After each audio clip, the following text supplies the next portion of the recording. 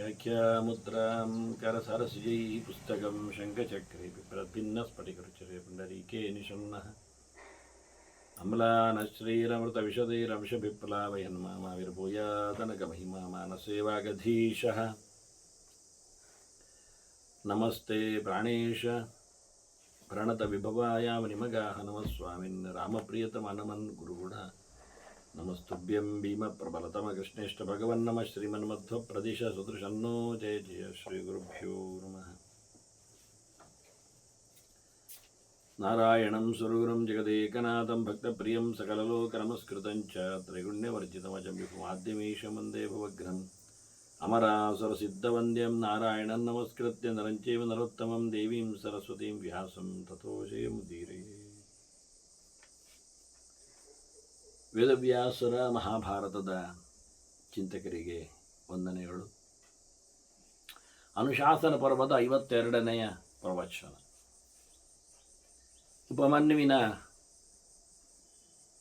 ಚಿಂತನೆ, ಶಿವದರ್ಶನದ ವೈಭವ, ಆತ ಕೃಷ್ಣನಿಗೆ ಹೇಳುವಂತೆ, ಕೃಷ್ಣ ಧರ್ಮರಾಜಾದಿಗಳಿಗೆ ತಿಳಿಸುವಂತೆ ಆ ಚರಿತೆಯನ್ನು ಮತ್ತೆ ವೈಶಂಪಾಯನರು ಜನಮೇಜಯನಿಗೆ ಹೇಳುವಂತೆ. ಉಪಮನ್ಯು ತಾನು ಕಂಡ ಶಿವನನ್ನು ಬಹಳ ಅದ್ದೂರಿಯಾಗಿ ಚಿಂತನೆಗೈದಿದ್ದಾನೆ. ಶಿವನ ಅಕ್ಕಪಕ್ಕದಲ್ಲಿ ಮತ್ತೆ ಬ್ರಹ್ಮ ವಿಷ್ಣುಗಳಿದ್ದದ್ದನ್ನು ನೋಡಿದ್ದೇನೆ ಅಂತ ಹೇಳುತ್ತಾನೆ.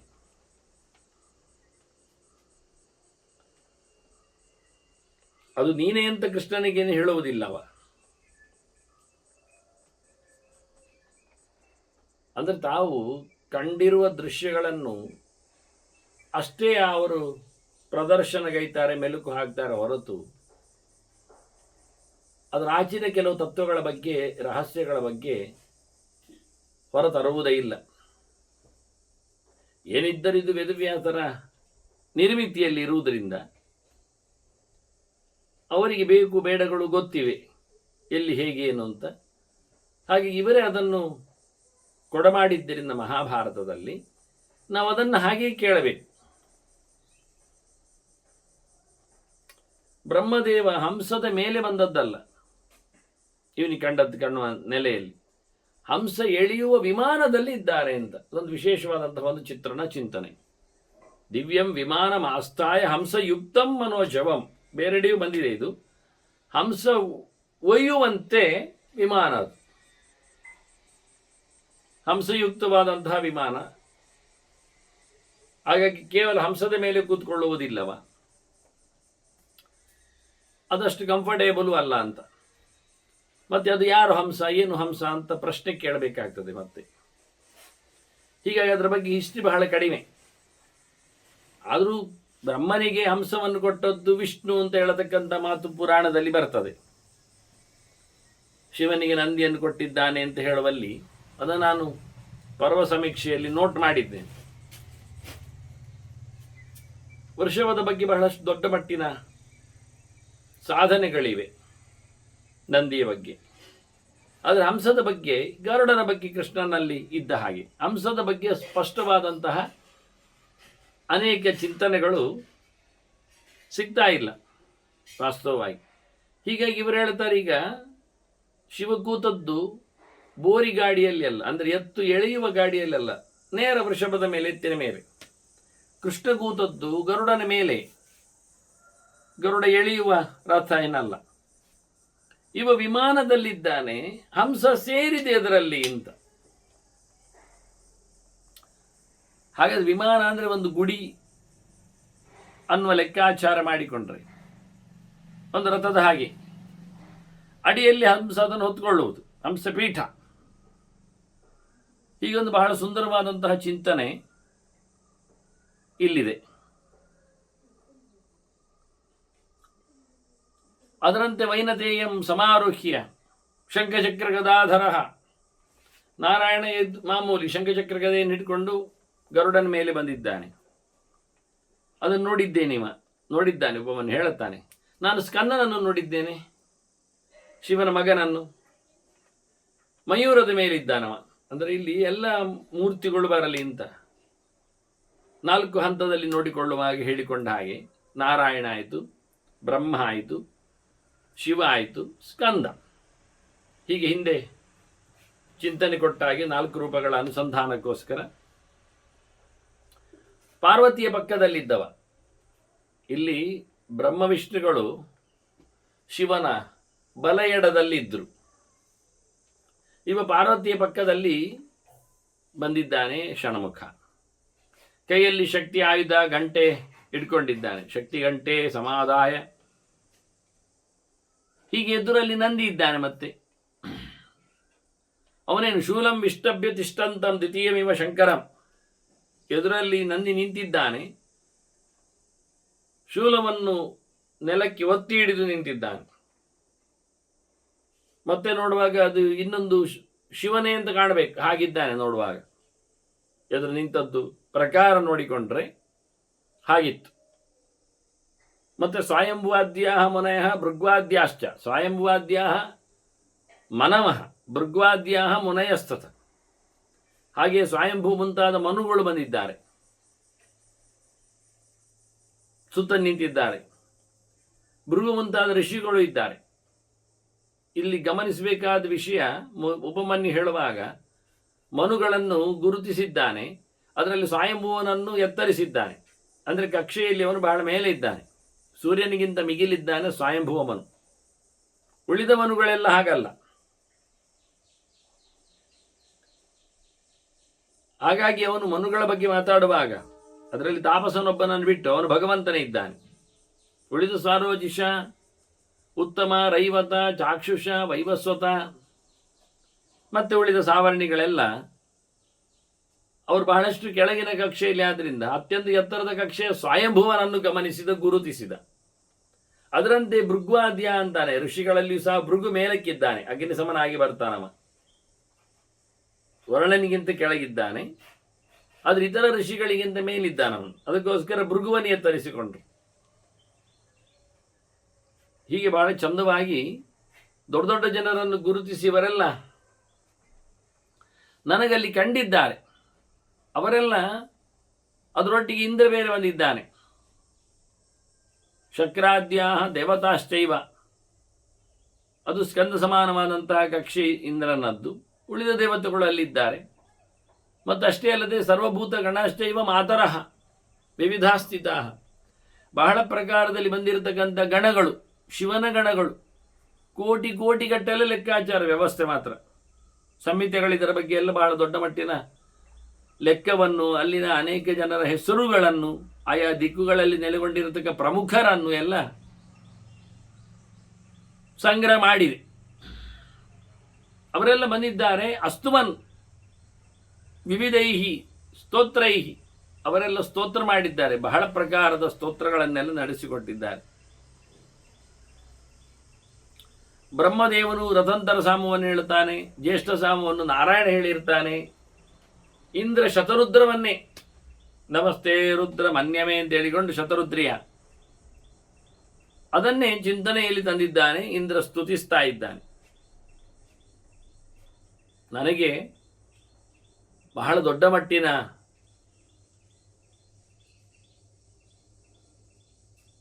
ಬೆಳಕು ಕಂಡಿದೆ. ಅಯುತಾನಿಚ ಚಂದ್ರಾರ್ಕಾನ್ ಅಪಶ್ಯಂ ದಿವಿ ಕೇಶವ. ಓ ಕೃಷ್ಣ, ನಾನು ಮೇಲಿನ ಸ್ತರದಲ್ಲಿ, ಅಂತರಿಕ್ಷದಲ್ಲಿ ಇವೆಲ್ಲವನ್ನು ಕಾಣ್ತಾ ಇರೋದು. ಅಂತರಿಕ್ಷದಲ್ಲಿ ಕಣ್ಣು ಮಿಟುಕಿಸಿ ನೋಡ್ತಾ ಇದ್ದಾನೆ ಮೇಲಕ್ಕೆ. 10,000 ಸೂರ್ಯ ಚಂದ್ರರನ್ನೆಲ್ಲ ನಾನು ಒಟ್ಟಿಗೆ ಕಂಡಂತೆ ಕಾಣ್ತಾ ಇದ್ದೇನೆ. ಪರಿವಾರಗಳನ್ನು, ಜನರನ್ನು, ದೇವತೆಗಳನ್ನು ಎಲ್ಲ ಕಾಣುವಾಗ ನನಗೆ 1,000 ಗಟ್ಟಲೆ ಸೂರ್ಯರು ಬಿಸಿ ಆಗ್ತಾ ಇಲ್ಲ. ಆದ್ರಿಂದ ಚಂದ್ರರು ಬೆಳಗಿದೆ, ಬಿಸಿ ಇಲ್ಲ. ಈ ನಮೂನೆ ನಾನು ಕಂಡು ನಾನು ಸಹ ಸ್ತೋತ್ರ ಮಾಡಲು ಶುರು ಮಾಡಿದೆ ಅಂತ ಉಪಮನ್ಯು ಸ್ತೋತ್ರ ಮಾಡ್ತಾನೆ. ಉಪಮನ್ಯುವಿನ ಸ್ತೋತ್ರವನ್ನು ನಾವು ಕೇಳುವ. ಅದು ಬಹಳ ಉದ್ದನೆಯ ಚಿಂತನೆ. ಅನೇಕ ಶಿವನ ಬಗ್ಗೆ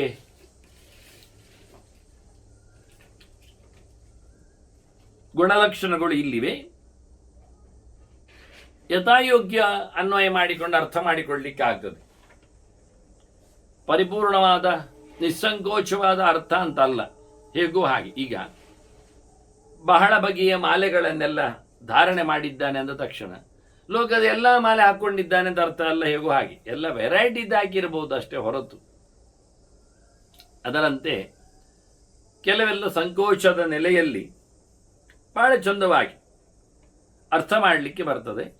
ನಾವು ಅದನ್ನು ಕೇಳುವ. ಮೊದಲಿಗೆ ಉಪಮನ್ಯು ಮಾತಾಡಿದ ಶಿವನ ಚಿಂತನೆಗಳನ್ನು ಕೇಳುವ. ಹಾಗೆಯೇ 1000 ನಾಮಗಳ ಚಿಂತನೆಗಳನ್ನು ಮುಂದುವರಿಸಲಿದೆ. ಹಾಗೆ ಇದೆರಡು ಒಟ್ಟೊಟ್ಟಾದಾಗ ಆಗ್ತದೆ. ಒಂದೇ ನಮೂನೆ ಶಿವನ ಬಗ್ಗೆಯೇ ಮಾತಾಡುವುದು, ಒಂದು ಕಡೆ ಶಬ್ದಗಳ ಜಾಲರಿಗಳು ಅಷ್ಟೇ, ಇನ್ನೊಂದೆಡೆ ನಮನಗಳ ರಾಶಿಗಳು, ನಮಕಗಳು. ಉಪಮನ್ಯು ಮಾಡಿದ ನಮಕ ಇದು. ಒಂದು ದೃಷ್ಟಿಯಿಂದ ನೋಡಿಕೊಳ್ಳಿಕ್ಕೆ ಹೋದರೆ 106 ಸಮಯಕ್ಕೆ ಅನುಗುಣವಾಗಿ ಎರಡನ್ನು ಸಿಕ್ಕಿಸಿಕೊಂಡು ಒಂದೇ ಬಗೆ ಚಿಂತನೆ, ಆದ್ದರಿಂದ ಸಮಸ್ಯೆ ಏನಿಲ್ಲ. ಉಪಮನ್ಯುವಿನದ್ದು ಹೆಚ್ಚಾಗಿ ಚತುರ್ಥ್ಯಂತದಲ್ಲಿ ಇರುವುದರಿಂದ ನಾಮಗಳು ನಮಶಬ್ದವನ್ನು ಸೇರಿಸಿಕೊಂಡಿರ್ತದೆ, ಅರ್ಚನೆಗೆ ಅನುಕೂಲ ಆಗ್ತದೆ. ನಾಮಾವಳಿಯಂತೂ ಅದಕ್ಕೆ ಇರುವಂಥದ್ದಾದರೂ ಅದು ಪ್ರಥಮಾಂತದಲ್ಲಿ ಬಂದಿದೆ. ನಾವು ಅದನ್ನು ಚತುರ್ಥ್ಯಂತಕ್ಕೆ ಮಾಡಿಕೊಂಡು ನಮಶಬ್ದವನ್ನು ಸೇರಿಸಿಕೊಂಡು ಹೇಳಬೇಕು. ಸ್ತುತಿಸುವಾಗ ಹೇಳಬೇಕಾಗಿಲ್ಲ ಅಷ್ಟೇ. ಇಲ್ಲಿ ಉಪಮನ್ಯುವಿನ ಸ್ತೋತ್ರ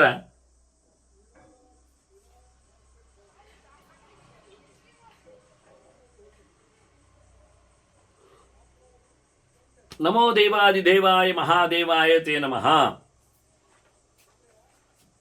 ಹೇಳಿದಂತೆ ಹೇಳುತ್ತದೆ, ಕೇಳುತ್ತದೆ. ಶಬ್ದಗಳು ಬೇರೆ ಇರ್ತವೆ, ಹಾಗಾಗಿ ಅರ್ಥಗಳನ್ನು ಬೇರೆ ಮಾಡಬೇಕಾಗ್ತದೆ. ನಮೋ ದೇವಾದಿದೇವಾಯ, ದೇವಾಧಿದೇವಾಯ, ದೇವಾದಿದೇವಾಯ. ದೇವತೆಗಳಲ್ಲಿ ಅತ್ಯಂತ ಅಧಿಕನಾದ ದೇವನಾಗಿ ನಿಂತವ.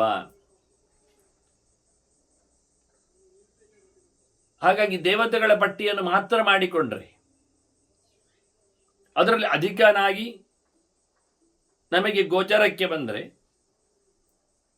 ಅದು ರುದ್ರದೇವ ಆಗಬಹುದು. ಆದರೆ ರುದ್ರದೇವನಿಗಿಂತೂ ಅಧಿಕವಾಗಿ ದೇವತೆಗಳ ಯಾದಿಯಲ್ಲಿ ಇರುವ ಬ್ರಹ್ಮ ಇದ್ದಾನಲ್ಲ. ಬ್ರಹ್ಮನನ್ನು ಹೊರತುಪಡಿಸಿದರೆ ಇವನೇ ದೇವಾಧಿದೇವ. ವಾಯುರ್ದೇವ ದೇವದೇವೋ ವಿಶಿಷ್ಟ ಅಂತ ಉಂಟಲ್ಲ, ಅಂದರೆ ಉಂಟು. ಅತ್ಯಂತ ಎತ್ತರದ ದೇವದೇವನಾಗಿ ವಾಯುವನ್ನು ಗಮನಿಸಿದ್ದಾರೆ. ಆದರೆ ವಾಯು ಶಬ್ದವು ಬ್ರಹ್ಮನನ್ನು ಹೇಳುವುದರಿಂದ ಬ್ರಹ್ಮನೇ ವಾಯು ಆದ್ದರಿಂದ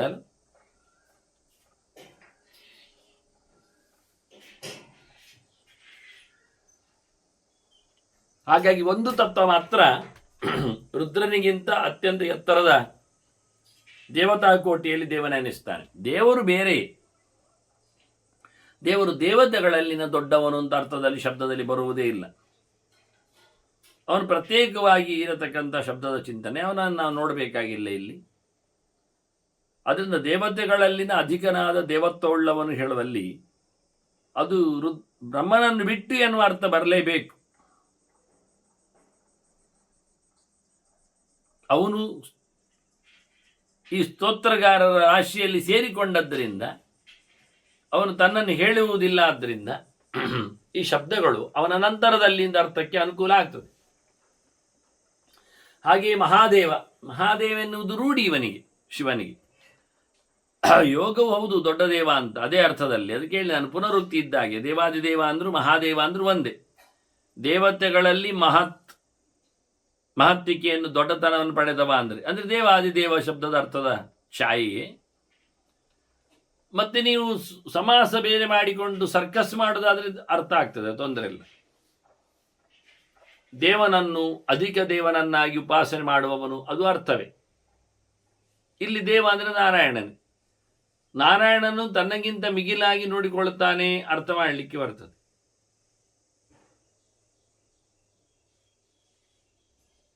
ಅದರಂತೆ ಮಹಾದೇವ ಶಬ್ದವು ಮಹಾನ್ ಚಾಸವು ಅಂತ ಮಾಡಿಕೊಂಡ್ರೆ, ಕರ್ಮದಯ ಮಾಡಿದರೆ ದೇವಶ್ಚ ಅಂತ, ದೊಡ್ಡವನು ದೇವರು ಅನಿಸಿಕೊಂಡವನು ಅಂದರೆ ಅದು ದೇವರಿಗೆ ಹೋಗ್ತದೆ.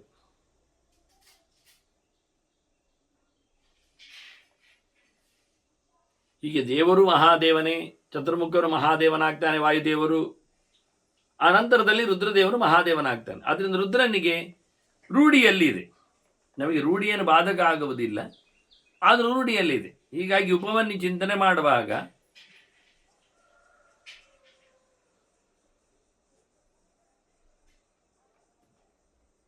ಬಹಳ ಸುಲಭವಾಗಿಯೇ ತತ್ವಗಳ ಚಿಂತನೆಗಳನ್ನು ಮಾಡಿದ್ದಾನೆ. ಹಾಗೆ ಅವನಿಗೆ ಮೊದಲು ಕಂಡಿದ್ದೆ ಅವನಿಗೆ ಇವ ಇಂದ್ರನ ರೂಪದಲ್ಲಿ, ಅದನ್ನು ಚಿಂತನೆ ಮಾಡ್ತಾನೆ. ವಾಸ್ತವವಾಗಿ ಶಕ್ರ ರೂಪಾಯ ಶಕ್ರಾಯ ಶಕ್ರವೇಶಧರಾಯ ಚ ಅಂತ.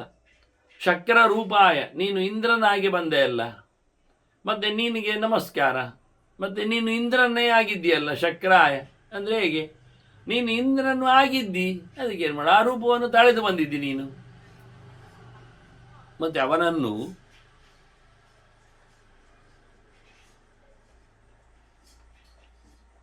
ದುಡಿಸುವವ ನೀನು, ಶತಕ್ರತು ಆಗುವಂತೆ ಮಾಡಿದವ. ಆದರೆ ಅದು ನಿನಗೆ ಒಪ್ಪುವ ಹೆಸರು ಶಕ್ರ ಅಂತ. ಇಂದ್ರನನ್ನು ಶತಕ್ರತುವನ್ನಾಗಿಸಿದ್ದಾನೆ, ಆದರೆ ಇವನು ಶಕ್ರನಾಗಿದ್ದಾನೆ. ಈಗಂತೂ ಶಕ್ರ ವೇಷ ಹಾಕಿ ಬಂದಿದ್ದಾನೆ. ಅದನ್ನು ಶಕ್ರವೇಷಧರಾಯ ಚ ನಮಃ. ನಮಸ್ತು ವಜ್ರಹಸ್ತಾಯ ಪಿಂಗಳಾಯ ಅರುಣಾಯಶ. ಆಗ ಬಂದಾಗ ವಜ್ರಾಯುಧ ಇಟ್ಕೊಂಡಿದ್ದ.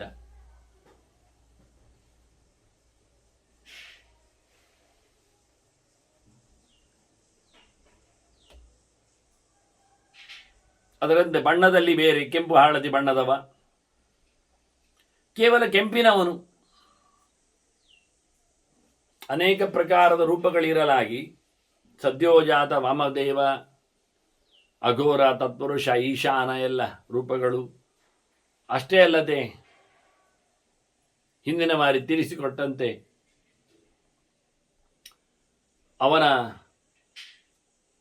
ಬಹಳ ಬಾರಿಯ ಮೂರ್ತಿಗಳು,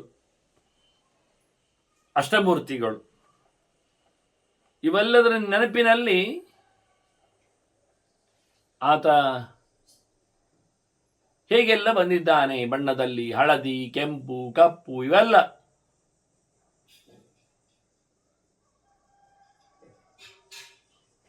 ಅವನದ್ದೇ ಬಣ್ಣಗಳು. ಅದರಿಂದ ಬಹುಬಣ್ಣದ ಶಿವನಿಗೆ ನಮಸ್ಕಾರ ಅಂತ ಹೇಳುತ್ತಾನೆ. ನಮಸ್ತೆ ಕೃಷ್ಣವಾಸಾಯ ಕೃಷ್ಣಕುಂಚಿತ ಮೂರ್ಧಜ ಕೃಷ್ಣಾರ್ಜುನ ಉತ್ತರೀಯಾಯ ಕೃಷ್ಣಾಷ್ಟಮಿ ರಥಾಯ ಚ.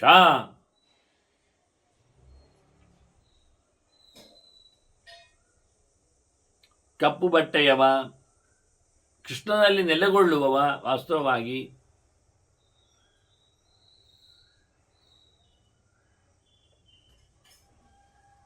ಅಂತಹ ಕೃಷ್ಣ ಕುಂಚಿತ ಮೂರ್ಧಶ, ಕಪ್ಪು ಕೂದಲುಗಳಿಂದ ಕಂಗೊಳಿಸುತ್ತಿದ್ದಿ ನೀನು. ಅದು ಕರ್ಲಿ ಹೇರ್ಸ್, ಗುಂಗುರಾಗಿದೆ, ವಕ್ರವಾಗಿದೆ ಕೂದಲು. ಮೈ ಮೇಲೆ ಉತ್ತರೀಯವನ್ನಾಗಿದ್ದಿ, ಕೃಷ್ಣಾಜಿನವನು, ಕೃಷ್ಣ ಮಗದ ಚರ್ಮವನ್ನೇ ನೀನು ಮೈ ಮೇಲೆ ಹಾಕಿಕೊಂಡಿದ್ದೀಯ ಉತ್ತರೀಯದಂತೆ.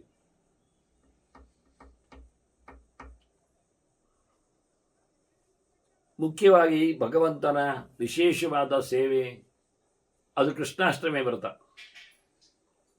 ಅದರಲ್ಲಿ ನೀನು ಸೇರಿಕೊಂಡಿದೆ. ಅಷ್ಟೇ ಅಲ್ಲದೆ ಪ್ರತಿ ಬಾರಿಯೂ ಬರತಕ್ಕಂಥ ಕೃಷ್ಣ ಪಕ್ಷದ ಅಷ್ಟಮಿಯಲ್ಲಿ ನಿನಗೆ ಹೆಚ್ಚು ಆಸಕ್ತಿ ಇದೆ. ಶುಕ್ಲವರ್ಣಾಯ ಶುಕ್ಲಾಯ ಶುಕ್ಲಾಂಬರಧರಾಯ ಚ. ಬಿಳಿ ಬಟ್ಟೆಯವನೊಂದು ಚಿಂತನೆ ಮಾಡ್ತಾನೆ.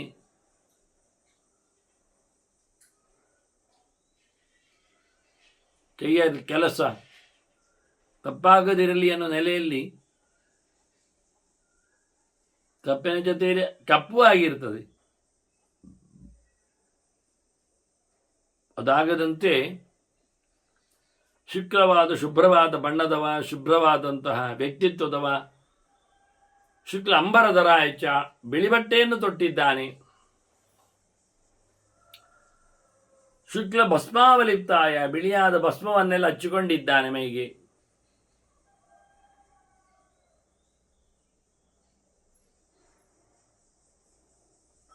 ಮತ್ತೆ ಶುಕ್ಲ ಕರ್ಮರತಾಯಶ, ಬಿಳಿ ಕರ್ಮದಲ್ಲಿ, ಒಳ್ಳೆ ಕರ್ಮದಲ್ಲಿ, ತಪ್ಪಿಲ್ಲದ ಪಾಪ ಅಲ್ಲದ ಕೆಲಸದಲ್ಲಿ ತೊಡಗಿದ್ದೀಯ. ಹಾಗೆ ನಮೋಸ್ತು ರಕ್ತವರ್ಣಾಯ, ಕೆಂಪು ಬಣ್ಣದವನಿ ನಮಸ್ಕಾರ. ಮತ್ತೆ ರಕ್ತಾಂಬರಧರಾಯಚ, ಕೆಂಪು ಬಟ್ಟೆ ತೊಟ್ಟಿದ್ದೀಯ. ಮತ್ತೆ ರಕ್ತ ಧ್ವಜ ಪತಾಕಾಯ, ನಿನ್ನ ಧ್ವಜ ಪತಾಕಿ ಎಲ್ಲವೂ ಕೆಂಪು ಮಯವೇ. ರಕ್ತಸ್ತ್ರ ಗನುಲೇಪಿನೇ, ಕೆಂಪಾದ ಮಾಲೆಗಳು,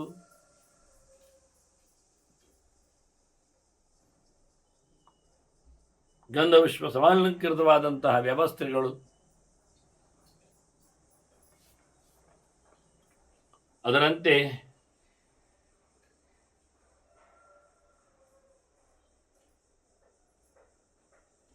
ರಕ್ತಚಂದನವನ್ನು ಹಚ್ಚಿಕೊಂಡಿದ್ದಾನೆ.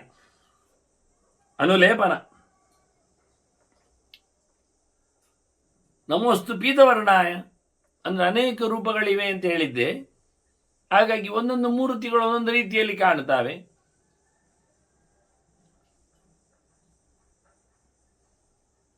ಒಟ್ಟು ಆಕಾಶದಲ್ಲಿ ಕಾಣತಕ್ಕಂಥ ಅವನ ಚಿತ್ರಗಳಿದು.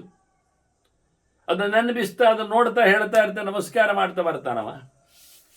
ಹಳದಿ ಬಟ್ಟೆಯವನಿಗೆ ನಮಸ್ಕಾರ, ಹಳದಿ ಬಣ್ಣದವನಿಗೆ ನಮಸ್ಕಾರ. ಅಂದರೆ ಕಪ್ಪು ಅನಿರುದ್ಧನಿದ್ದಾನೆ, ಪ್ರದ್ಯುಮ್ನ ಹಳದಿ ಇದ್ದಾನೆ, ಕೆಂಪು ಪರಶುರಾಮ ಇದ್ದಾನೆ.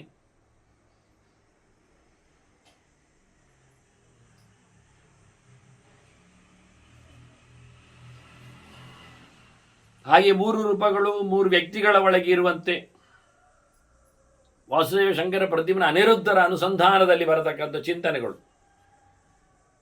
ಹಳದಿ ಬಟ್ಟೆಯನ್ನು ತೊಟ್ಟಿದ್ದಾನೆ. ಪೀತಾಂಬರಧರಾಯ ನಮೋಸ್ತು. ಉಚ್ಛ್ರಿತ ಛತ್ರಾಯ, ಎತ್ತರದಲ್ಲಿ ಛತ್ರ ಇದೆ, ಶೋಭಿಸ್ತಾ ಇದೆ. ಕಿರೀಟ ವರಧಾರಣೆ, ಅದ್ಭುತವಾದ ಕಿರೀಟ ಹೊತ್ತಿದೆಯಾ ನೀನು. ಇದರಿಂದ ಶಿವ ಭಿಕ್ಷೆ ಬೇಡುವವನಂತೆ ಬರಲಿಲ್ಲ ಎನ್ನುವುದು ಅರ್ಥ ಆಗುತ್ತೆ.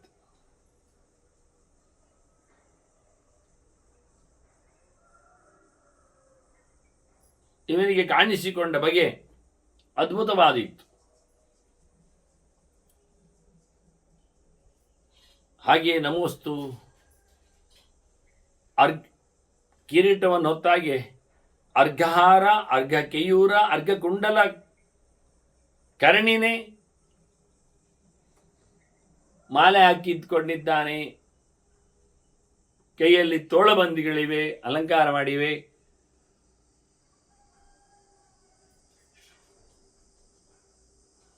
ಕಿವಿಯಲ್ಲಿ ಕುಂಬಡಾಲ ಹಾಕಿದ್ದಾನೆ.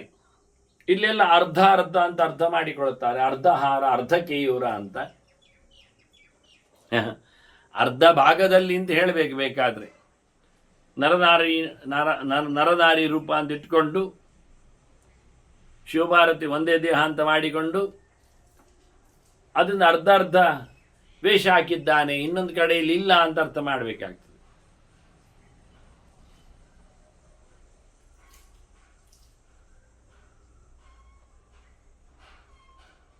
ಅಂತೂ ಮುಖ್ಯವಾಗಿ ಇಲ್ಲಿ ಅರ್ಧ ಶಬ್ದಕ್ಕಿಂತ ಅರ್ಘ ಶಬ್ದ ಇರುವುದು, ಅದು ಓದಿಕೊಂಡವರ ತಪ್ಪು. ಅರ್ಘ ಅಂದರೆ ಪ್ರಶಸ್ತವಾದದ್ದು ಅಂತ ಅರ್ಥ, ಅಮೂಲ್ಯವಾದದ್ದು ಅಂತ ಅರ್ಥ, ಭಾರಿ ಬೆಲೆ ಬಾಳುವ ಅಂತ ಅರ್ಥ.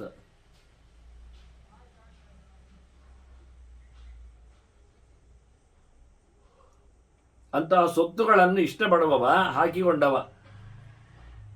ಕಮ್ಮಿ ರೇಟಿನದ್ದಲ್ಲ, ಭಾರಿ ಅಮೂಲ್ಯವಾದಂತಹ ಸಂಗತಿಗಳವು.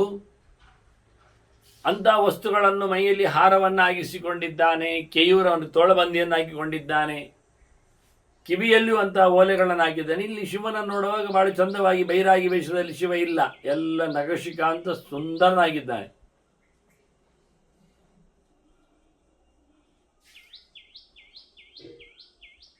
ಅಂತ ಚಿಂತನೆ ಇವನಲ್ಲಿ ಬಂದಿದೆ, ಇವನಲ್ಲಿ ಮೂಡಿದೆ. ನಮಃ ಪವನ ವೇಗಾಯ, ಗಾಳಿಯಂತಹ ವೇಗ ನಿನ್ನದು. ನಮಃ ದೇವಾಯ ವೈ ನಮಃ.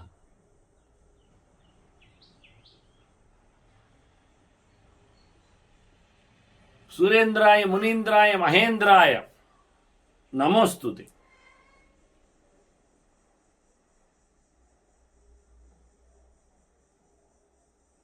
ಮುನಿಗಳಿಗೆ ಶ್ರೇಷ್ಠನಾಗಿ ನಿಂತವ, ದೇವತೆಗಳಿಗೆ ಅಧಿಕಾರಿಯಾಗಿ ಬಂದವ, ಇಂದ್ರನಿಗಿಂತನೂ ಮೇಲೆ ನಿಂತವನು ಯೋಗ್ಯತೆಯಲ್ಲಿ, ಅಂಥವನಿಗೆ ನಮಸ್ಕಾರ. ನಮಃ ಪದ್ಮಾರ್ಘಮಾಲ, ಇಲ್ಲಿ ಸಹ ಹಾಗೆ ಮತ್ತೆ ಅರ್ಧಮಾಲೆ ಅಂತಲ್ಲ, ಅತ್ಯಂತ ಪ್ರಶಸ್ತವಾದ ಬೆಲೆ ಬಾಳತಕ್ಕಂಥ ಪದ್ಮದ ಮಾಲೆ ಹಾಕಿದ್ದಾನೆ. ಉತ್ಪಲೈಹಿ ಮಿಶ್ರಿತಾಯಚ, ನೀಲೋತ್ಪಲಗಳು,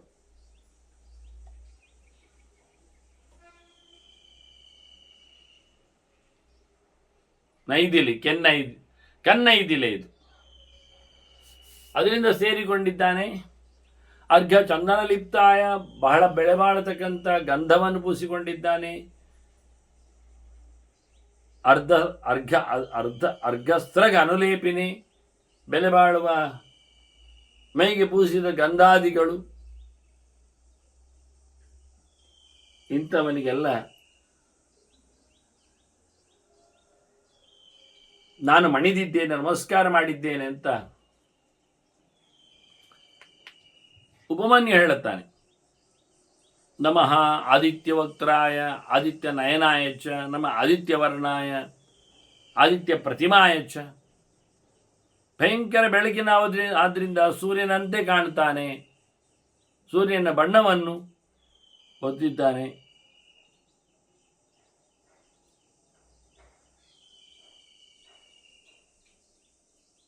ಆದಿತ್ಯನ ವಿಶೇಷವಾದಂತಹ ಬೆಳಕು ಇವನಿಂದಾಗಿ ಲಭ್ಯವಾದದ್ದು ಅಂತ, ಅದನ್ನು ಆದಿತ್ಯನನ್ನು ನಿರೂಪಿಸಿದವ ಇವನು. ಆದಿತ್ಯನಂತೆ ಕಣ್ಣುಗಳು, ಆದಿತ್ಯನಂತೆ ಮೋರೆಗಳು, ಅದು ಆದಿತ್ಯನೇ ಪ್ರತೀಕ ಇವನಿಗೆ ಆ ಲೆಕ್ಕಾಚಾರದಲ್ಲಿ. ಅದರಂತೆ ಸೋಮರೂಪವನ್ನು ಚಿಂತನೆ ಮಾಡ್ತಾನೆ. ನಮಃ ಸೋಮಾಯ ಸೌಮ್ಯಾಯ ಸೌಮ್ಯ ವಕ್ತ್ರಧರಾಯ ಚ.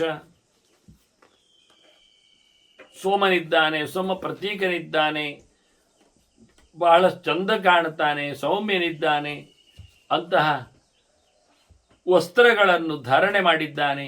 ಸೌಮ್ಯ ರೂಪಾಯ ಸೌಮ್ಯ, ಆನಂತರ ಮುಖ್ಯಾಯ ಅತ್ಯಂತ ಪ್ರಧಾನನೆನಿಸಿದ್ದಾನೆ.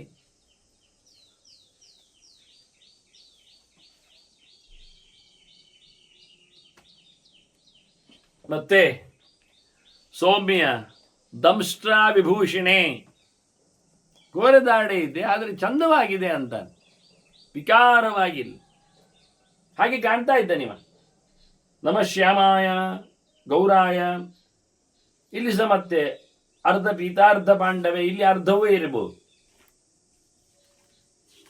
ಅರ್ಧ ಹಳದಿ ಅರ್ಧ ಬಿಳಿ ಯಾಗಿ ಕಾಣ್ತಾ ಇದ್ದಾನೆ ಅಂತ ಬಣ್ಣದಲ್ಲಿ ವೈವಿಧ್ಯವನ್ನು ತೋರಿಸಿಕೊಡುವ ಹಾಗೆ.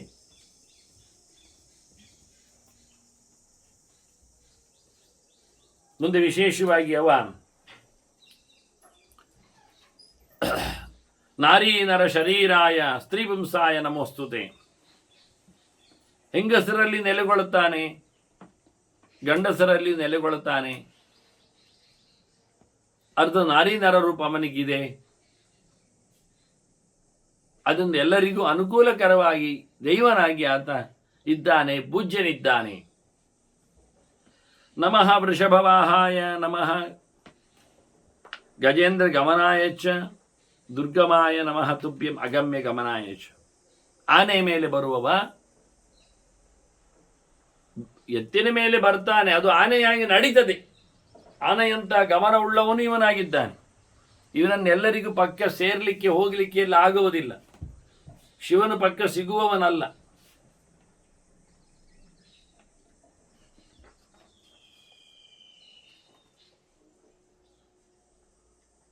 ಹೋಗಬಾರದ ಸಂಗತಿಯಲ್ಲಿ ಅಂದ್ರೆ ಸ್ಮಶಾನಾದಿಗಳಲ್ಲಿ ಇರ್ತಾನೆ ಅಂತೇಳಿ, ಕಾಡು ಮೇಡುಗಳಲ್ಲೆಲ್ಲ ಇರುವವನು. ನಮಃ ಅಸ್ತುತೆ ಗಣ ಗೀತಾಯ ಗಣವೃಂದ ಗತಾಯ ಚ.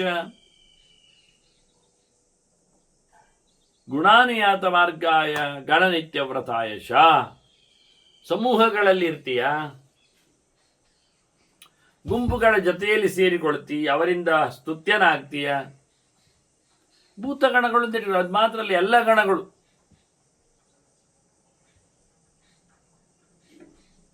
ಎಲ್ಲ ಗಣವೃಂದದವರಿಂದ ಸ್ತುತ್ಯನಾಗಿ ಪೂಜ್ಯನಾಗಿ ನೀನಿರುವೆ.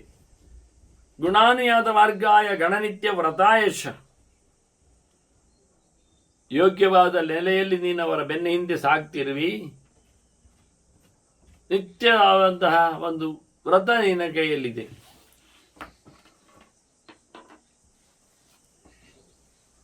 ಹಾಗಾಗಿ ನೀನು ಯಾವತ್ತು ಗಣಗಳ ಜೊತೆಯಲ್ಲಿ ಸಂಬಂಧವನ್ನಿಟ್ಟುಕೊಂಡೆ. ನಮಃ ಶ್ವೇತಾಭ್ರವರ್ಣಾಯ. ಬಿಳಿ ಮೋಡದಂಥ ಬಣ್ಣವುಳ್ಳವ ನೀನು. ಸಂಧ್ಯಾರಾಗ ಪ್ರಭಾಯಚ. ಸಂಜೆ ಹೊತ್ತಿನ ಕೆಂಪು ಕಲರ್ನವನು.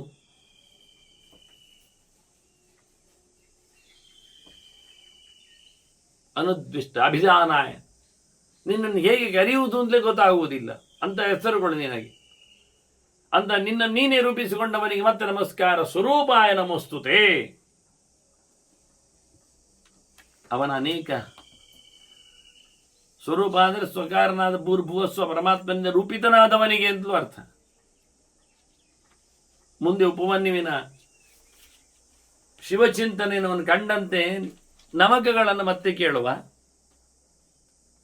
ಈಗ ಮತ್ತೆ ಸಹಜವಾಗಿ 1000 ನಾಮಗಳ ರಾಶಿಯಲ್ಲಿ ಕೆಲವು ಅವನಲ್ಲಿರತಕ್ಕಂಥ ಮಹತ್ತರವಾದ ಕೆಲವು ಸಂಗತಿಗಳನ್ನು ಚಿಂತನೆ ಮಾಡ್ತಾ ಅವನನ್ನು ನಿಶಾಲಯ, ಸ್ಮಶಾನ ಭಾಗ, ಮೃಗಾಲಯ, ಅಂತರಾತ್ಮ ಅಂತ ಕರೀತಾರೆ. ಒಳಗಿರುವವನು ನೀನು. ಪ್ರಾಣಿಗಳಿರುವಲ್ಲಿ ಕಾಡುಮೇಡುಗಳಲ್ಲಿ ಇರುತ್ತೀಯ ನೀನು.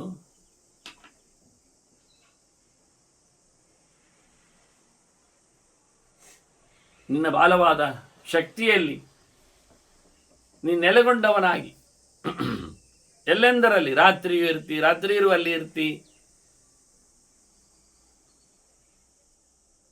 ಬ್ರಹ್ಮಾಂಡದ ರಾತ್ರಿಗೆ ನೀನು ಲಯಕಾರಕನಾಗಿ ಬರ್ತಿ. ಲಂಬಿತೋಷ್ಟಶ್ಚ.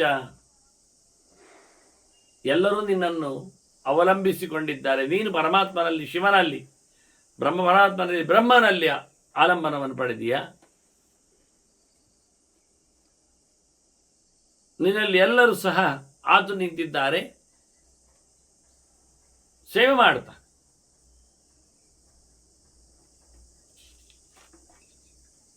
ಹಾಗೆ ನಿನ್ನ ತುಟಿಯ ಬಗ್ಗೆ ಹೇಳುವುದಾದರೆ ಅದು ದಪ್ಪನೆಯ ಜೋತಾಡುವ ತುಟಿ ಅಂತಿದೆ. ಪಯೋನಿಧಿ.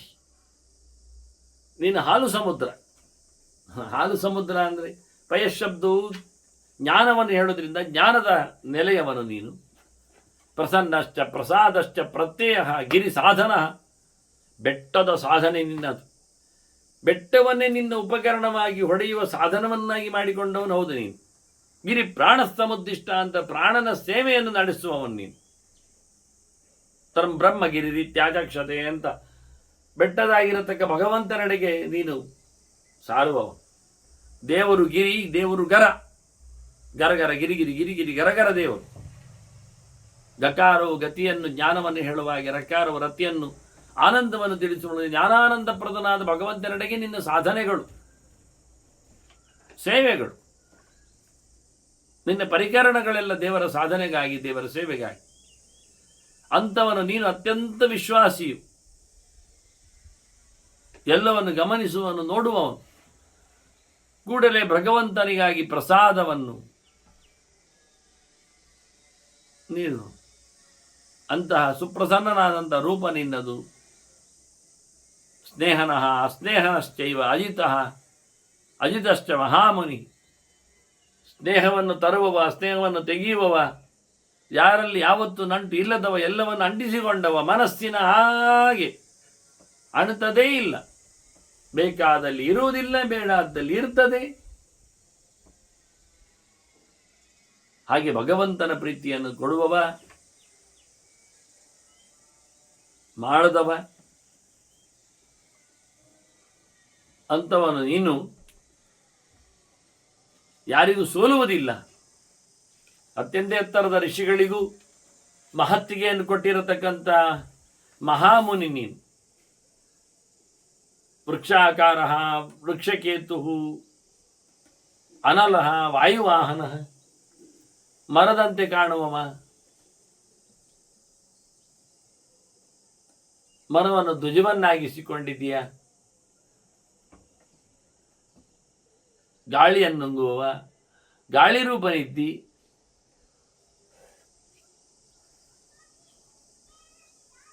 ಗಾಳಿಯನ್ನೇ ವಾಹನವನ್ನಾಗಿಸಿಕೊಂಡು ಹಾರುವವ ನೀನು.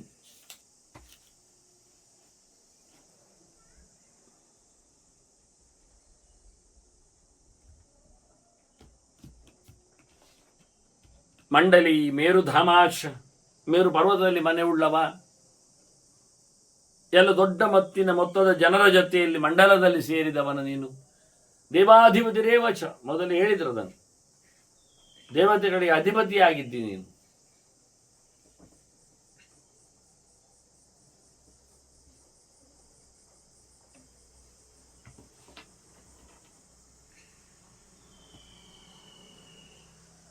ನಿನ್ನನ್ನು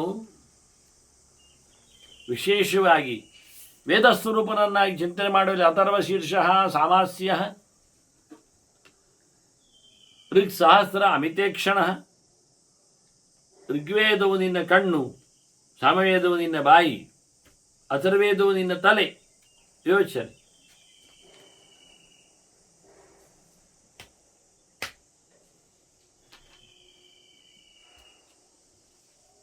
ಅಥರ್ವ ಶೀರ್ಷಃ ಸಾಮಾಸ್ಯ, ಋಕ್ ಸಹಸ್ರ ಅಮಿತೇಕ್ಷಣ, ಯಜು ಪಾದಭುಜ ಗುಹ್ಯ. ಯಜುರ್ವೇದವು ನಿನ್ನದು ಕಾಲು, ಕೈ. ಅಂತಹ ಒಳಗೆ ಸೀಕ್ರೆಟ್ ಇರುವವನು ಶಾಸ್ತ್ರಗಳ ಪ್ರಪಂಚದಲ್ಲಿ. ಮತ್ತು ಬೇಕಾದವರಿಗೆ ಬೇಕಾದಾಗಿ ತೋರಿಸಿಕೊಳ್ಳುವವನು.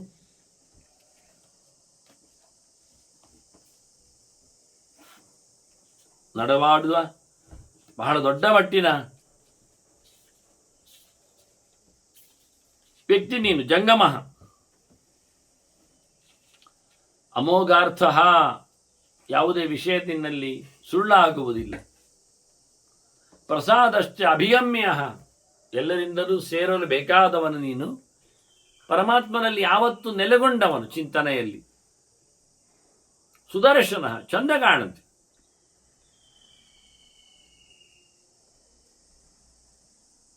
ಉಪಕಾರ ಪ್ರಿಯ ಸರ್ವ ಕನಕ ಕಾಂಚನಚ್ಛವಿ, ಬಂಗಾರದ ಬಣ್ಣದವ, ನೀರಲ್ಲಿ ನೆಲೆಗೊಂಡವ. ಚಿನ್ನವೂ ನಿನ್ನ ಪ್ರತೀಕಗಳೇ.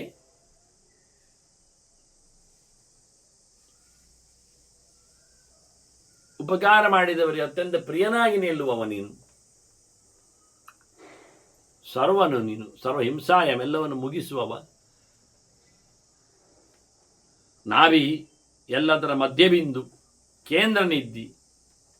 ನಂದಿಕರಹ ಭವಃ, ಸಂತೋಷವನ್ನು ಕೊಡುವವ ಮತ್ತು ಉತ್ಪತ್ತಿಯನ್ನು ನಡೆಸಿಕೊಡುವವ. ಪುಷ್ಕರಕ್ಷ ಸ್ಥಪದಿ, ಈ ಬ್ರಹ್ಮಾಂಡ ಕಮಲವನ್ನು ಕೆತ್ತಿದವ ನೀನು. ಅದರ ಮುಂಚೂಣಿಯಲ್ಲಿದ್ದವ.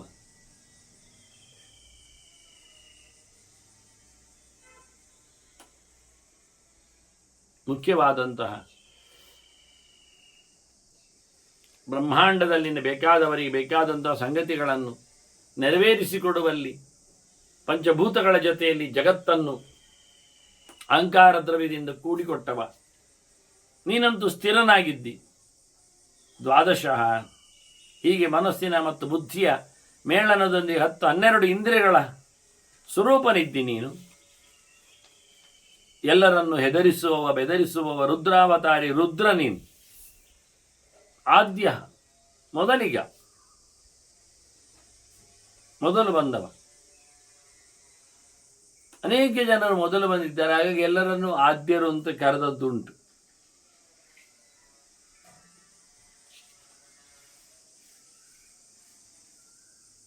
ಮುಖ್ಯವಾದ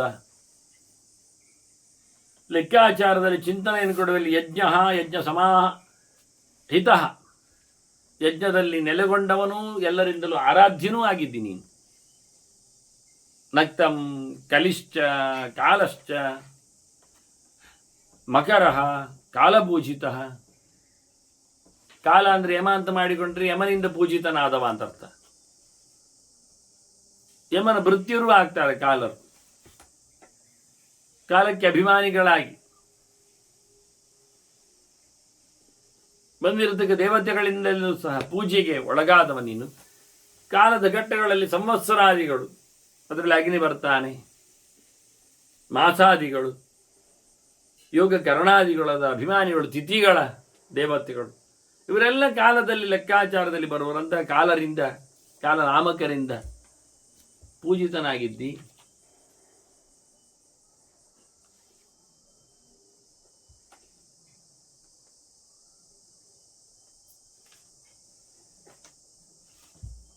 ಸುಖವನ್ನು ತೆಗೆಯುವವನು, ದುಷ್ಟರ ನೀರಲ್ಲಿ ಲಯಗೊಂಡವನು, ಹಾಗೆಯೂ ನೀನು ಕಲಿ ಎನಿಸಿದಿ. ಹಾಗೆಯೇ ಮಕರ ಮಮಕರ, ಮಮಕಾರವನ್ನು ಅಹಂಕಾರವನ್ನು ಕೊಟ್ಟವನು, ಕಳಿಸುವವನು, ಅದಕ್ಕೆ ಅಭಿಮಾನಿಯಾಗಿ ನಿಂತವನು, ಎಚ್ಚರವನ್ನು ಕೊಡುವವನು, ಮೊಸಳೆಯ ರೂಪದವನು.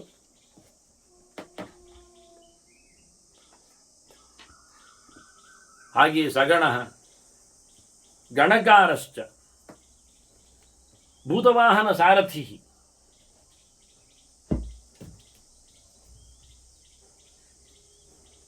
ಗಣದೇವತೆಗಳ ಜೊತೆಯಲ್ಲಿರುವವನು.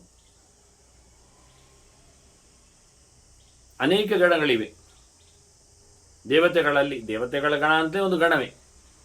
ಹಿಂದೆ ಗಂಡಾಗಿ ಭೂತಗಣಗಳ ಬಗ್ಗೆ ನಾವು ನೋಡಿಕೊಂಡೆವು ಉಪಮನ್ಯುವಿನ ಸ್ತೋತ್ರದಲ್ಲಿ, ಮಾತಿನಲ್ಲಿ.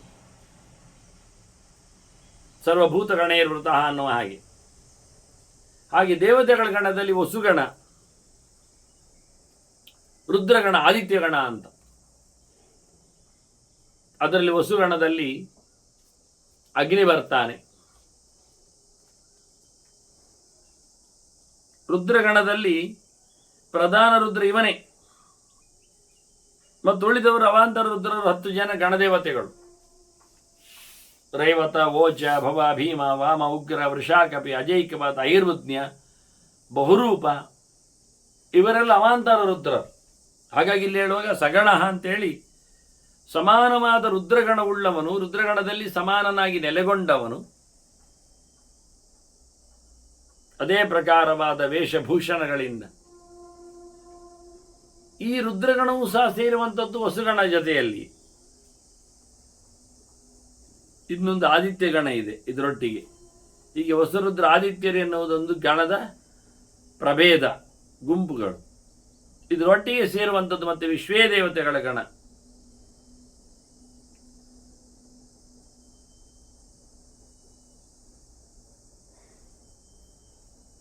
ಅದಕ್ಕೂ ಮತ್ತೆ ಸೇರುವಂಥದ್ದು ಮರುದ್ಗಣ ಇದೆ, ಅಶ್ವಿನಿ ದೇವತೆಗಳಿದ್ದಾರೆ, ಋಭುಗಣ ಇದೆ, ಸಿದ್ಧಗಣ ಇದೆ. ಹೀಗೆ ಎಲ್ಲ ಗಣಗಳ ಜೊತೆಯಲ್ಲಿ ಇರುವವನು ನೀನು. ಅವರನ್ನು ಗಣ ಮಾಡಿದವನೇನು, ಗಣಕಾರಶ್ಚ, ಮತ್ತೆ ಭೂತವಾಹನ ಸಾರಥಿ.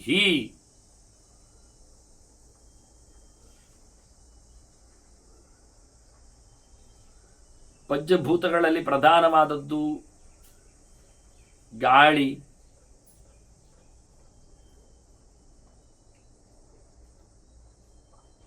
ಅದರ ದೇವ ವಾಯು. ಅವನನ್ನು ಸಾರಥಿಯಾಗಿಸಿಕೊಂಡಿದ್ದಾನೆ.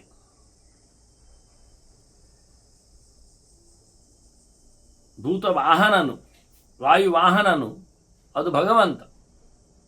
ವಾಯುವಾಹನನು ಭಗವಂತ ಮಾತ್ರ ಇವನದ್ದು ಸಾರಥ್ಯ ಅಷ್ಟೇ ಅಲ್ಲ, ಅಂದರೆ ಜೀವನದ ರಥವನ್ನು ನಡೆಸಿಕೊಡುವವನಲ್ಲಿ. ತ್ರಿಪುರ ಸಂಹಾರದಲ್ಲಿ ಬ್ರಹ್ಮದೇವರೇ ಸಾರಥಿ ಆಗಿದ್ದಾರೆ. ಬ್ರಹ್ಮದೇವರು ಭೂತವಾಹನರು. ಇಡೀ ಪ್ರಪಂಚ ಭೂತಗಳು, ಜೀವರು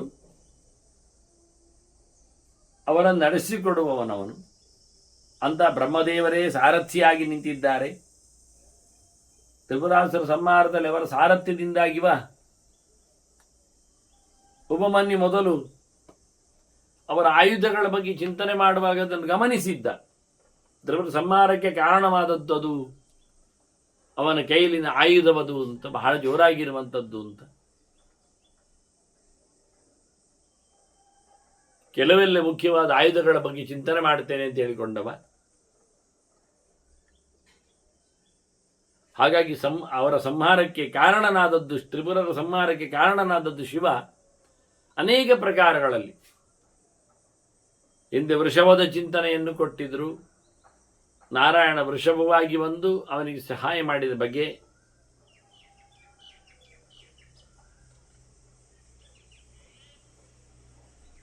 ಅತ್ಯಂತ ವಿಚಿತ್ರವಾದಂತಹ ಬಲವನ್ನು ಅವರಲ್ಲಿ ತುಂಬಿಸಿ ಬ್ರಹ್ಮ ವಿಷ್ಣುಗಳು ಕೆಲಸ ಮಾಡಿದ್ದಾರೆ. ಬಾಣದಲ್ಲಿ ವಿಷ್ಣು ಕುಳಿತುಕೊಂಡು. ಹಾಗಾಗಿ ಇಲ್ಲಿ ಅವನನ್ನು ಹೇಳುವಾಗ ಭೂತವಾಹನ ಸಾರಥಿ ಅಂತ ಚಿಂತನೆಯನ್ನು ತಂದಿದ್ದಾರೆ. ಈ ಪ್ರಕಾರವಾಗಿ ಮತ್ತೆ ಪಂಚಭೂತಗಳನ್ನು ಸೃಷ್ಟಿ ಮಾಡಿದವ ಶಿವ. ಅವನ ಅಹಂಕಾರ ಮೂಲದ್ರವ್ಯವಾಗಿಟ್ಟುಕೊಂಡು, ಅದರಲ್ಲಿಯೂ ತಾಮಸವಾದದ್ದನ್ನು ಇಟ್ಟುಕೊಂಡು ಪಂಚಭೂತಗಳನ್ನು, ಈ ಪಂಚಭೂತಗಳನ್ನು ವಹಿಸಿಕೊಳ್ಳುವವುಗಳು ಪಂಚ ತನ್ಮಾತ್ರೆಗಳು ಇದ್ದಾವೆ. ಅವುಗಳು ನಡೆಸಿಕೊಡುವವುಗಳು ಪಂಚಭೂತಗಳ ಶಬ್ದಸ್ಪರ್ಶ ರೂಪ ರಸಗಂಧಗಳನ್ನು ವಾಹಕವರು, ಅವುಗಳನ್ನು ಎಳೆದುಕೊಂಡು ತರುವವರು ಇಂದ್ರಿಯಗಳು, ಕಣ್ಣು ಕಿವಿ ಮುಂತಾದವುಗಳು ಅದರ ದೇವತೆಗಳು. ಹಾಗಾಗಿ ಭೂತವಾಹನ ಸಾರಥಿ ಅನ್ನುವಲ್ಲಿ ಸೃಷ್ಟಿಯ ಮೂರು ಮುಖಗಳನ್ನು ಉಲ್ಲೇಖ ಮಾಡ್ತಾರೆ. ತಾಮಸಾಹಂಕಾರದಿಂದ ಪಂಚಭೂತಗಳು, ರಾಜಸಾಹಂಕಾರದಿಂದ ಬಂದಿರತಕ್ಕ ಇಂದ್ರಿಯಗಳು, ಮತ್ತು ಸಾತ್ವಿಕ ಆಗಿ ಬಂದಿರತಕ್ಕಂಥ ಇಂದ್ರಿಯಾಭಿಮಾನಿ ದೇವತೆಗಳು ಮತ್ತು ಮನಸ್ಸು. ಇಷ್ಟನ್ನೆಲ್ಲ ಇಡೀ ಪ್ರಪಂಚವನ್ನೇ ಚಿಂತನೆ ನಡೆಸುವಂತೆ ಸೃಷ್ಟಿಯ ಹಿನ್ನೆಲೆಯಲ್ಲಿ ಇಂಥ ಅಮೂಲ್ಯವಾದಂತಹ, ಮತ್ತು ನಾವು ಸಾಮಾನ್ಯವಾದ ಭೂತಗಳು ಅಂತ ಹೇಳಿಕೊಂಡು ಗಣಗಳನ್ನಿಟ್ಟುಕೊಂಡು, ಗಣಗಳು ಎಳೆಯತಕ್ಕಂಥ ವಾಹನಗಳು, ಇವನು ಉಳಿದವರಿಗೆ ಸಾರಥಿಯಾಗುವುದು ಒಂದು ಚಂದ, ಇವನಿಗೆ ಸಾರಥಿಯಾಗುವುದು ಒಂದು ಅರ್ಥ. ಹಿಸ್ಟ್ರಿಯಲ್ಲಿ, ಇತಿಹಾಸದಲ್ಲಿ ಹೇಳಿದಾಗಿ ಇವನು ದೇಹದಲ್ಲಿದ್ದಾನೆ, ದೇಹದಲ್ಲಿದ್ದುಕೊಂಡು ಜೀವನನ್ನು ಹೋಗುವಂತೆ ಮಾಡ್ತಾನೆ. ಹಾಗಾಗಿ ದೇಹದ ಸಾರಥಿಯಾಗಿ, ದೇಹದ ರಥದ ಸಾರಥಿಯಾಗಿ, ಜೀವನ ಸಾರಥಿಯಾಗಿ ಪ್ರಾಣನ ಜೊತೆಯಲ್ಲಿ ಇವನು ಸೇರುತ್ತಾನೆ. ಅಧ್ಯಾತ್ಮ ದೃಷ್ಟಿಯನ್ನು ನೋಡಿಕೊಂಡಾಗ ಪಂಚಭೂತಗಳನ್ನು ನಡೆಸಿಕೊಳ್ಳು, ಪಂಚಭೂತಗಳು ಪ್ರತೀಕಗಳು ಇವನಿಗೆ, ಶಿವನಿಗೆ. ಅಷ್ಟೇ ಅಲ್ಲದೆ ಸೂರ್ಯಚಂದ್ರರು ಪ್ರತೀಕಗಳಾಗಿ, ಸೂರ್ಯಚಂದ್ರರು ಕಣ್ಣಿನಲ್ಲಿ ಮನಸ್ಸಿನಲ್ಲಿ ಇರಲಾಗಿ ಮತ್ತೊಂದು ಪ್ರಧಾನವಾದ ಯಜಮಾನ ಪ್ರತೀಕನಿದ್ದಾನೆ. ಯಜಮಾನ ಅಂದರೆ ಜೀವನೇ ಆಗ್ತಾನೆ. ಹೀಗಾಗಿ ಆಂತರ್ಯದ ದೃಷ್ಟಿಯಲ್ಲಿ ಭೂತವಾಹನ ಸಾರಥಿ ಎನ್ನುವ ಶಬ್ದ ಬಹಳ ಅದ್ದೂರಿಯಾದ ಪ್ರತಿ ವ್ಯಕ್ತಿಯ ಚಿಂತನೆಯನ್ನು ನಡೆಸಿಕೊಡುವಂತೆ ಮಾಡ್ತದೆ. ಹಾಗೆ ವಾಹನ ಸಾರಥಯೇ ನಮಃ ಅಂತ ಹೇಳಿ ಅವನ ಸಹಸ್ರ ನಾಮದ ಯಾದಿಯಲ್ಲಿನ ಚಿಂತನೆ, ಮತ್ತೆ ಉಳಿದ ಚಿಂತನೆಗಳನ್ನು ನಾವು ಮತ್ತೆ ಸೇರಿದಾಗ ನಾಮಾವಳಿಯ ಮುಂದುವರಿಕೆಯನ್ನು, ಮತ್ತೆ ಉಪಮನ್ಯುವಿನ ಎರಡೊಟ್ಟರು ಒಂದೇ ಪ್ರಕಾರ ಆಗ್ತಾ ಇದೆ. ಉಪಮನ್ಯುವಿನ ಶಿವಗುಣನಾಮ ಚಿಂತನೆಯು, ಶಿವಸ್ತುತಿಯು ಮುಂದುವರಿಯಲಿದೆ. ಮತ್ತೆ ಸೇರುವ ವಂದನೆಗಳೊಂದಿಗೆ ಶ್ರೀಕೃಷ್ಣ ನಾರಾಯಣ ನಾರಾಯಣ ನಾರಾಯಣ.